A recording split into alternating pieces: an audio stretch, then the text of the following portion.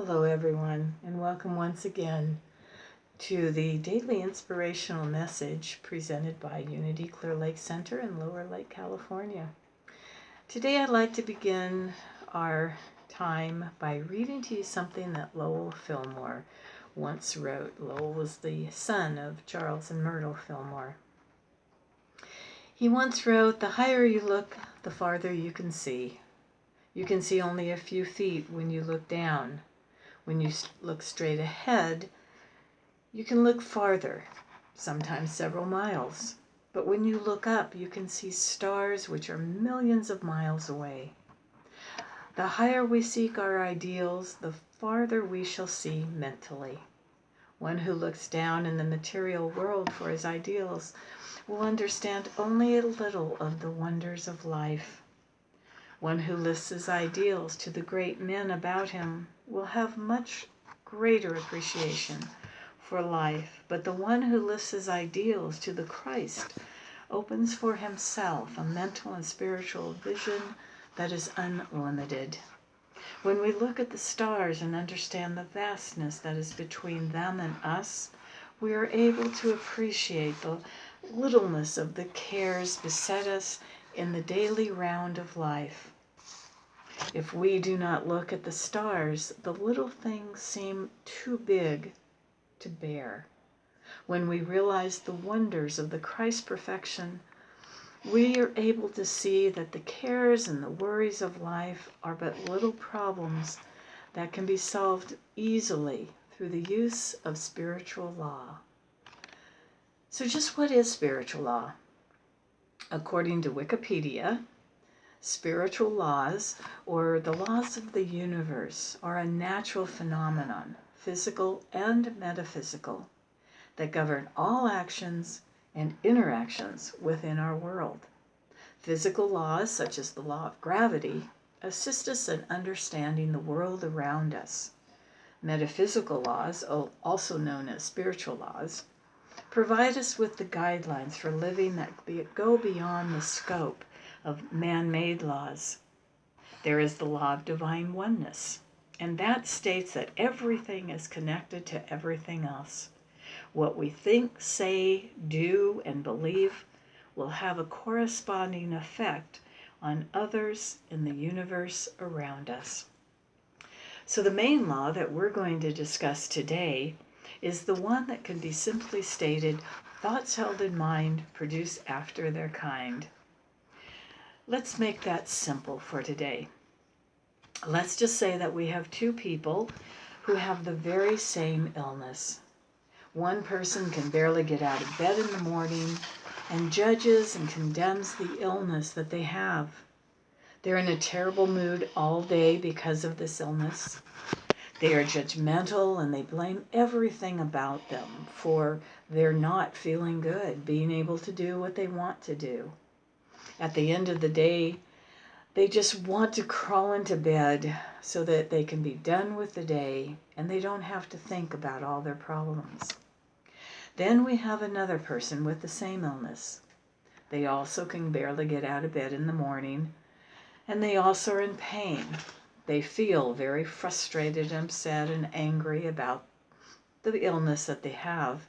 However, instead of staying with those thoughts and harboring those thoughts, they make the choice to be grateful for whatever health they do have.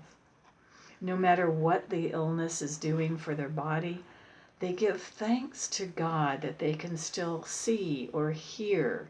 They give thanks to the cells within their body that are working correctly. They give praise and thanks for the life force energy that moves through every cell of the body that they have within them. They are in an attitude of gratitude, you might say, for what they have and for what is working right. This attitude brings them peace throughout the day.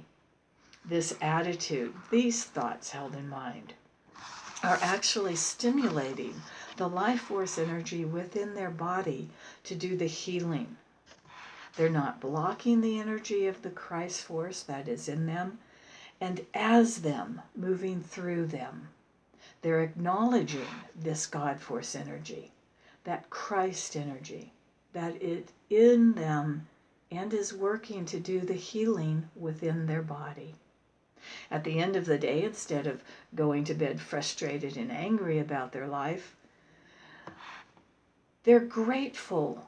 They're giving thanks to God for the healing that is taking place inside of them.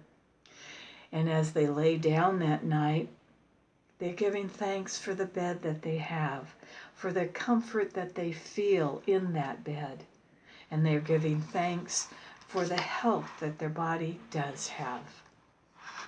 In yesterday's message, I mentioned the times that we could stop and say, thank you, God, for whatever we're doing at that time, for whatever life is bringing us at that very moment.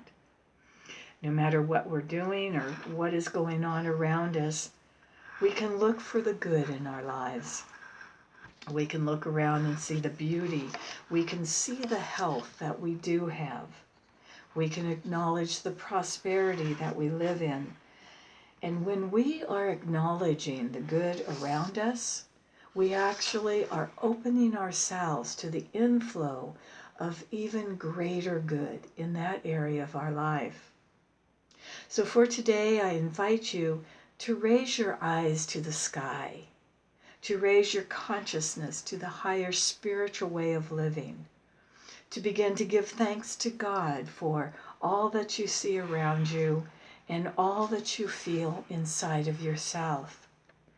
Keep your thoughts in an attitude of gratitude for today.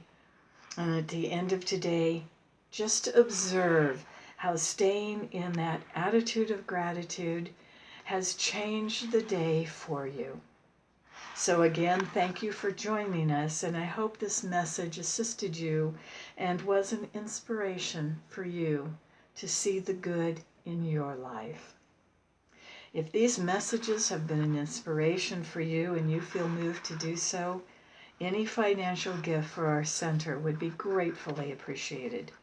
You can mail your gifts to Unity Clear Lake Center, P.O. Box 755, Lower Lake, California, 95457. Always remember that there is only one presence and one power active in your life, God the good, omnipotent. We love you, we bless you, we appreciate you, and we behold the Christ in you. Have a beautiful day. Thank you for joining us.